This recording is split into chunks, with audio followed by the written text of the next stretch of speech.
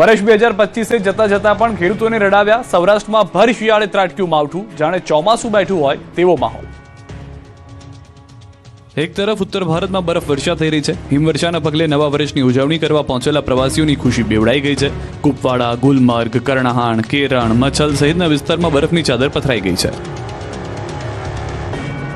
જ્યારે મેદાની વિસ્તારોમાં વરસાદ વરસી રહ્યો છે। હવામાન વિભાગની આગાહી પ્રમાણે રાજ્યના કેટલાક વિસ્તારોમાં વાતાવરણ પલટાયું છે। ખાસ કરીને સૌરાષ્ટ્રના ભાગોમાં વરસાદી માહોલ છે। પોરબંદર અને દ્વારકા જિલ્લામાં કમોસમી વરસાદ વરસ્યો છે। પોરબંદરમાં કેટલાક વિસ્તારમાં વરસાદ વરસતા ભર શિયાળે ચોમાસા જેવા દ્રશ્યો સર્જાયા। બીજી તરફ બનાસકાંઠામાં પણ વરસાદી વાદળો ઘેરાયા હતા।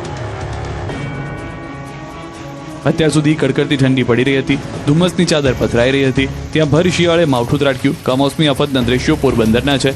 શહેરમાં વિવિધ વિસ્તારમાં મોડી રાતથી જ ઠંડી ગાયબ થઈ ગઈ હતી અને વાદળછાયું વાતાવરણ સર્જાયું હતું। વહેલી સવારથી જ કમોસમી વરસાદ વરસવાનું શરૂ થઈ જતા ખેડૂતોના જીવ અદ્ધર થઈ ગયા હતા। રોડ પર પાણી વહેતા થઈ જાય એવો વરસાદ પડ્યો હતો। આ બાજુ પોરબંદરની જેમ જ દ્વારકાના વાતાવરણમાં પણ પલટો આવ્યો હતો। ભાણવડ, જામખંભાળિયા સહિતના ગામડાઓમાં કમોસમી કમઠાણ સર્જાયું હતું। છૂટો છવાયો વરસાદ નોંધાતા ખેડૂતોની ચિંતામાં વધારો થયો છે, કેમ કે જીરું, ચણા, ધાણા, ઘઉં સહિતના પાકને નુકસાન થવાની ભીતિ સેવાઈ રહી છે।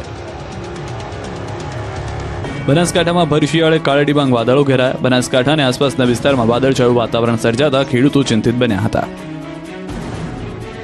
આ તરફ કચ્છ પંથક અને રાજકોટ જિલ્લામાં માવઠાએ સર્જી કમઠાણ। કચ્છમાં ધ્રુજાવતી ઠંડી વચ્ચે ધરતીપુત્ર માટે ઘાત બનીને ત્રાટક્યું માવઠું। કચ્છના નખત્રાણા તાલુકાના ઢોરા વિસ્તારમાં કમોસમી વરસાદ ખાબક્યો।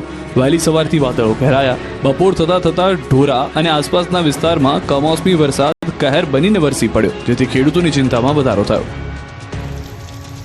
આ બાજુ ભુજ તાલુકાના ભીરંડિયારા, ભચાઉના કણખોઈમાં ધોધમાર વરસાદ પડ્યો, જેના કારણે રસ્તા પર પાણી ફરી વળ્યા। તો રાપરના ખેંગાપુર અને અન્ય વિસ્તારમાં પણ છૂટાછવાયા વરસાદની ઝાપટા પડ્યા। જિલ્લામાં વાતાવરણમાં આવેલા પલટાએ ખેડૂતોની ચિંતા વધારી દીધી છે।